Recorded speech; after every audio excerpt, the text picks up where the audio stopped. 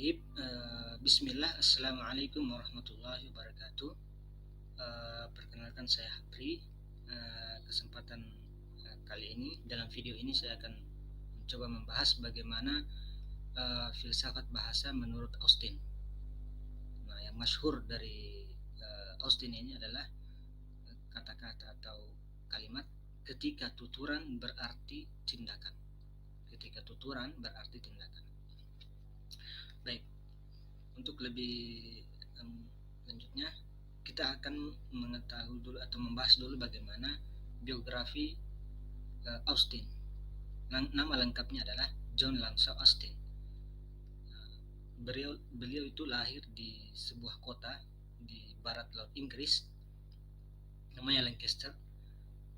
Bernama lengkap John Langshaw Austin, yang lahir tanggal 26 Maret tahun 1911. Beliau merupakan filsuf linguistik fenomenologis yang berasal dari Lancaster. Beliau ini lahir di masa di mana terjadinya gejolak perang dunia, sehingga membuat keluarganya terpaksa harus hijrah dari Lancaster ke Skotlandia. Hingga saat ini para peneliti mencukupkan pembicaraan tentang Austin dengan 3 kenangan yang hingga kini masih dibaca dan dipelajari oleh orang-orang setelahnya, yakni 3 buku sakti tentang filsafat bahasa, How to Do Things with Words, Philosophical Papers, and Sense and Sensibility. Pandangan yang paling terkenal atau yang paling masyhur dari Austin ini adalah tindak tutur atau speech of act, sering disebut sebagai linguistic phenomenologist. Selanjutnya adalah Austin merupakan filsuf Inggris yang terkenal dengan kontribusinya dalam bidang filsafat bahasa dan ilmu pengetahuan. Austin memperkenalkan konsep tindak tutur ini yang membahas tentang hubungan antara bahasa dan tindakan. Jadi filsafat bahasa Austin ini membahas tentang bagaimana hubungan bahasa dan tindakan seseorang. Menurut Austin, ketika seseorang mengucapkan suatu kalimat, tidak hanya terjadi tindakan komunikasi verbal, tetapi juga tindakan sosial dan tindakan lain yang lebih kompleks. Sebagai contoh, ketika seseorang mengucapkan, "Saya mengucapkan selamat ulang tahun," bukan hanya terjadi dalam ujaran tersebut atau dalam kalimat tersebut, bukan hanya terjadi tindakan verbal mengucapkan kata-kata itu, akan tetapi juga terjadi suatu tindakan yang berupa memberikan ucapan selamat. Oke, lanjut. Austin berpendapat bahwa bahasa tidak hanya sebagai alat untuk menggambarkan dunia, tetapi juga sebagai alat untuk melakukan tindakan dan mempengaruhi dunia. Oleh karena itu, penting bagi kita untuk memahami bahwa bahasa memiliki kekuatan yang besar dalam membentuk realitas yang kita alami. Konsep tindak tutur yang diperkenalkan oleh Austin ini membahas tentang hubungan antara bahasa dan dengan tindakan. Ketika seseorang berbicara atau kita berbicara ataupun ada sebuah ujaran dalam bentuk tulisan, kita tidak hanya mengirimkan pesan atau informasi kepada lawan tutur atau kepada pendengar atau para pembaca, tetapi juga melakukan tindakan yang terkait dengan pesan atau informasi tersebut.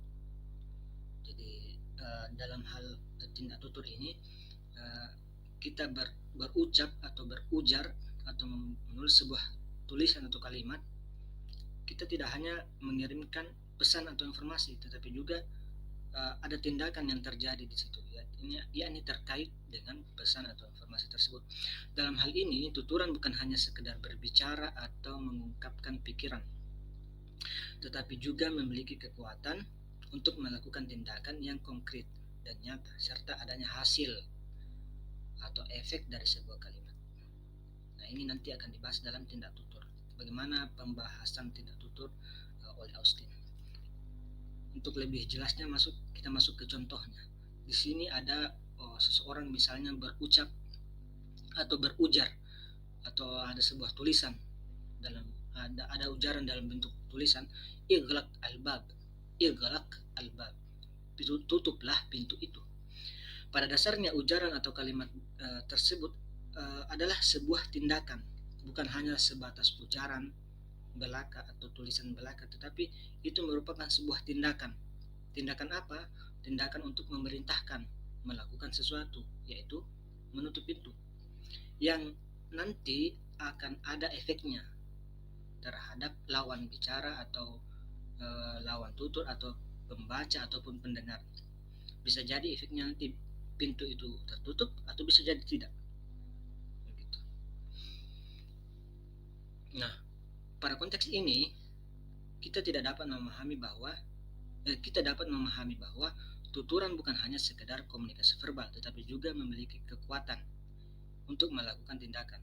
Oleh karena itu, kita perlu memperhatikan bagaimana kita menggunakan bahasa, karena bahasa memiliki kekuatan yang besar dalam membentuk realitas yang kita alami. Nah, bagaimana konsep tindak tutur yang diperkenalkan oleh Austin? Menurut Austin, setiap kali penutur berujar atau setiap kali ada sebuah tuturan dalam bentuk tulisan, maka akan terjadi 3 tindakan secara bersamaan, yaitu tindak lokusi, ilokusi, dan perlokusi. Nah, apa yang dimaksud dari lokusi, ilokusi, dan perlokusi tadi? Menurut Austin, lokusi adalah hanyalah sebatas menuturkan sesuatu, hanya sebatas sebuah ujaran atau kalimat atau ujaran yang tertulis, hanya sebatas itu. Maksudnya adalah tindak lokusi hanya mengandung makna literal, betul-betul hanya sebuah tuturan atau kalimat. Nah, lanjut ilokusi. Nah, apa yang dimaksud dengan ilokusi? Ilokusi adalah tuturan atau lokusi tadi yang di dalamnya sudah mengandung maksud tertentu. Jadi ilokusi adalah memiliki sebuah daya atau fungsi tertentu. Dalam bahasa yang sederhana, daya ilokusi ini adalah maksud atau niat penuturnya. Jadi lokusi tadi merupakan hanya sebatas ujaran atau tulisan. Nah, ilokusi adalah sudah mengandung maksud atau ada daya di dalam situ. Daya yang dimaksud di sini adalah maksud atau niatnya penutur tadi. Apa maksudnya dia menuturkan itu? Apa maksudnya dia menulis ujaran itu? Bisa jadi memerintahkan, bisa jadi menyuruh, bisa jadi meminta, bisa jadi dan sebagainya. Nah, lanjut perlokusi, yakni tindakan atau keadaan pikiran yang ditimbulkan oleh atau sebagai konsekuensi dari sebuah ujaran atau kalimat. Dengan kata lain, perlokusi adalah efeknya atau hasilnya atau hasil yang terjadi kepada lawan tutur, kepada pendengar, kepada pembaca terhadap lokusi tadi. Jadi perlokusi adalah efeknya atau hasilnya setelah dia mendengar lokusi atau dia membaca lokusi atau dia mendengar lokusi tadi. Untuk lebih memahaminya, kita langsung ke contohnya. Di sini saya kasih contoh. Para peneliti itu sangat tertarik meneliti lokusi, ilokusi, dan perlokusi dalam bentuk ujaran-ujaran. Ujaran misalnya dalam film, dalam iklan, atau tulisan-tulisan yang ada di luar sana. Di sini saya kasih contoh di sebuah truk, ada tulisan di belakang truk itu, kita sering melihat. Ini salah satunya adalah ngebut adalah ibadah, semakin ngebut semakin dekat dengan Tuhan. Nah, ini menarik. Lokusi, apa lokusi dari situ adalah, lokusinya adalah ujaran atau tulisan tersebut hanya sebatas kalimat atau hanya sebatas tulisan yang nanti mengandung informasi atau penjelasan ataupun pernyataan atau deklaratif. Nah, apa ilokusinya? Ilokusi dari tulisan itu memahami maksud dari kalimat atau ujaran tersebut. Dalam ujaran atau kalimat tersebut adalah bertujuan untuk ke pengendara lain yang akan membaca, pasti akan membacanya dan melihatnya bahwa ada informasi di situ. Jadi tulisan yang ada di truk itu secara tidak sadar melakukan tindakan memberikan peringatan kepada pembaca ataupun pendengar jika itu dituturkan. Tapi dalam contoh ini tertulis, maka tulisan itu memberikan peringatan, ada tindakan memberikan peringatan kepada pengendara lain bahwa jangan ngebut. Jika ngebut akan berkesempatan besar mengalami kecelakaan atau yang berakibat fatal lainnya. Nah, perlokusinya apa? Perlokusi adalah sebuah bentuk tindakan atau akibat dari suatu ujaran atau kalimat. Atau dengan kata lain, ada dampak dari suatu ujaran atau suatu kalimat tersebut. Ada hasilnya. Hasilnya maksudnya di sini pembaca atau pengendara lain sebagai pembaca akan membaca tulisan itu, membaca ujaran itu. Nah, pasti akan ada hasil atau dampaknya. Apa dampaknya? Mungkin misalnya pengendara lain tidak akan ngebut atau bisa jadi dihiraukan.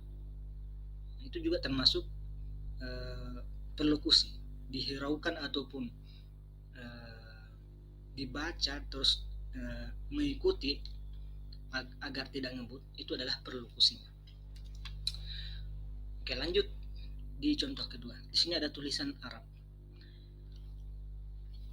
Al-Farruj At-Tazaj. Artinya di sini ini adalah sebuah restoran yang menyediakan Al-Farruj At-Tazaj, yaitu ayam segar atau ayam muda yang segar. Di situ ada lil wajibat al-syar'iyyah, makanan cepat saji. Nah, lokusinya apa dari ujaran atau tulisan itu? Itu hanyalah sebatas lokusinya itu sebatas kalimat saja atau kalimat sebatas tulisan saja yang mengandung informasi bahwa di dalam situ ada ayam, disediakan ayam yang segar dalam restoran itu. Nah, ilokusinya apa? Adalah maksud dari tulisan itu, maksudnya penutur atau maksud penulis atau pemilik restoran, apa maksudnya dia menulis itu di depan restorannya? Maksudnya adalah bertujuan menyampaikan. Nah, di situ ada tindak atau ada tindakan. Tindakannya berupa apa? Berupa menyampaikan atau memberitahu kepada publik bahwa di tempat itu tersedia ayam segar, makanan cepat saji. Tadi lokusinya hanya sebatas informasi saja, tulisan saja. Nah, lokusinya adalah ada maksud dari pemilik restoran. Maksudnya kenapa menulis tulisan itu atau kalimat tersebut. Di situ ada sebuah tindakan berupa menyampaikan atau memberitahu kepada publik. Nah, perlokusinya apa? Adanya bentuk tindakan atau akibat.